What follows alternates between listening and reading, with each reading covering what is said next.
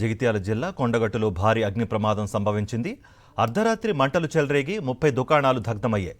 Short circuit కారణంగా ఓ దుకాణంలో చెలరేగిన మంటలు మిగతా దుకాణాలకు వ్యాపించాయి. ఒకదానికి ఒకటి మంటలు వ్యాపించడంతో 30 షాపులు పూర్తిగా దగ్ధమయ్యాయి. స్థానికుల సమాచారంతో హుటాహుటిన ఘటనా స్థలానికి చేరుకున్న ఫైర్ సిబ్బంది మంటలను ఆర్పివేశారు. బొమ్మల షాపులు కావడంతో దాదాపు దుకాణాలన్నీ మంటల్లో కాలి బూడిదయ్యాయి. ఈ ఘటనపై కేంద్ర మంత్రి బండి సంజయ్ ఆరా తీశారు. జిల్లా కలెక్టర్తో ఫోన్లో మాట్లాడాయి, వివరాలు అడిగి తెలుసుకున్నారు. బాధితులకు అండగా ఉండాలని సూచించారు. ఇలాంటి ఘటనలు మళ్లీ జరగకుండా తగిన చర్యలు తీసుకోవాలని కలెక్టర్ను ఆదేశించారు కేంద్ర మంత్రి బండి సంజయ్.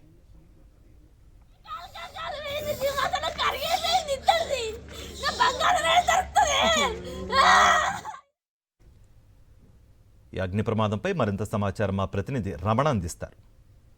కొండగట్టు అంజన్న సన్నిధి నిన్న రాత్రి ఒక పీడక లాంటి రాత్రిని చూసింది.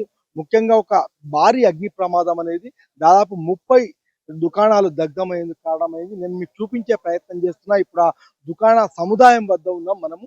ఈ దుకాణ సముదాయం వెనుక నుంచి ఒక కేబుల్ ఉంది, మనం చూడవచ్చు. అక్కడ ఒక పోల్ ఉంది. ఆ పోల్ నుంచి వెనుక నుంచి వచ్చిన ఒక కేబుల్ ఈ రేకుల పైన పడడంతో మొత్తంగా షార్ట్ సర్క్యూట్ తోనే ఈ ప్రమాదం జరిగింది. ఈ భారీ అగ్ని ప్రమాదంలో దాదాపు 30-32 షాప్స్ అన్ని కూడా మొత్తం దగ్ధమైపోయాయి. ఈ షాప్స్ పక్కనే మనం కేవలం రేకుల షెడ్స్ మాత్రమే కాదు, పక్కనే ఒక ఆర్సీ బిల్డింగ్ కూడా నేను మీకు చూపించే ప్రయత్నం చేస్తున్నా. ఆ ఆర్సీ బిల్డింగ్ కూడా ఎట్లా మసిబట్టిపోయిందో చూడవచ్చు.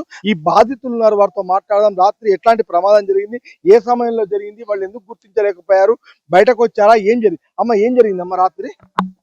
సార్ 10:30-11 మధ్యలో ఇది జరిగింది. అయితే మాకు సౌండ్స్ వినబడ్డాయి. కొంచెం స్మెల్ లాగా వస్తుంది, వైర్లు అది స్మెల్ వస్తుంది, ఏమో స్మెల్ వస్తుంది మారుతాను మా తమ్ముని లేపిన. ఇవన్నీ అది పెద్దది మా అన్నయ్యది, ఇది మా తమ్ముంది, ఇది పక్కనే నాది. మేము ముగ్గురి వేరు షాప్లే కానీ లైన్ ఉన్నాయి. ఏమో సౌండ్ వస్తుంది మారితే, ఏమో స్మెల్ లాగా వస్తుంది, ఎలుకలు ఏమో చూడుకో అని లేపినాక అక్క అన్న దుకాణం ఇట్లా కాలుతుంది చూడే అంటే నేను లేచేసరికి అరే మోటార్ ఎత్తాను, వాళ్ళని లేపోరా వీళ్ళని లేపోరా అని మేము లోపలనే వండుకున్నాం. కాబట్టి అందరం లేపి సిలిండర్ బుడ్డి బంద్ చేసినాం, బయటకు తీసుకుపోయినాం.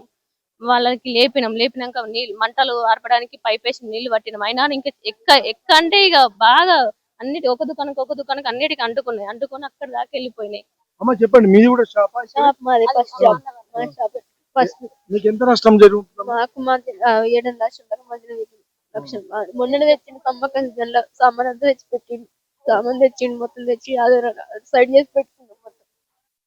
అన్న చెప్పండి, ముఖ్యంగా ఇక్కడ మీకు ఇంత ఆస్తి నష్టం జరిగింది కదా, అంటే మీరు ప్రాణ నష్టం జరగకుండా బయటపడ్డారు, మొత్తంగా అందరు బయటకు వచ్చారా, ఎట్లా ఏం జరిగింది అసలు? మా పక్క వాళ్ళు అందరు మంటలు ఆర్పేసి మంట వస్తుందన్న వాళ్ళు మేము అందరం బయటకు వెళ్ళాం. చూసేసరికి ఆపడానికి మాకు ప్రయత్నం చేసినా మాకు వాటర్ సరిపోలేవు. ఆ టైంలో కరెంట్ పోయింది. ఒకటి నుంచి ఒకటి మన ప్లాస్టిక్ సామాన్ కూడా దద్దరి లేచింది కరెంట్. ఒక్కసారి మంటలు తెగేసి మేము పారిపోయినాం. అందరూ కరెంట్ వాళ్ళకి ఫోన్ చేసినాం. ఆగ్ని వాళ్ళ కొద్దిగా ఇటు చేసేట్లు ప్రమాదం జరిగింది. అమ్మ ఏమైంది, మీరు ఎందుకు ఏడుస్తున్నారు?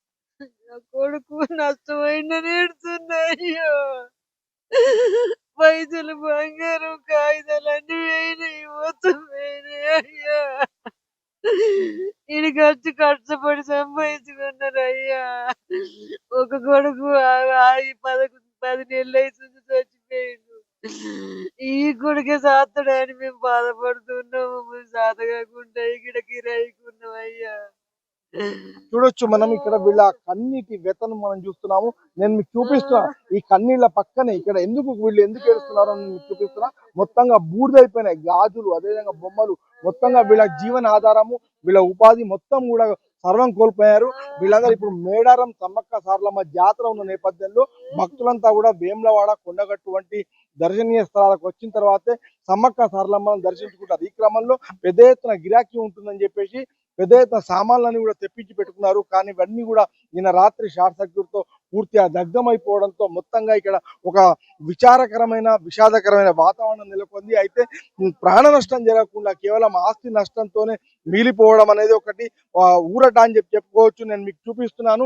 ఈ షాప్స్ అన్ని కూడా ఒక వైపు కాలిపోతే మరొక వైపు కూడా మనం చూడవచ్చు. వీటన్ని షటర్స్ అన్ని మూసేసుకున్నారు. లోపలికి కూడా మంటలు వ్యాపించి ఆ దగడు అనేది లోపలికి కొట్టింది.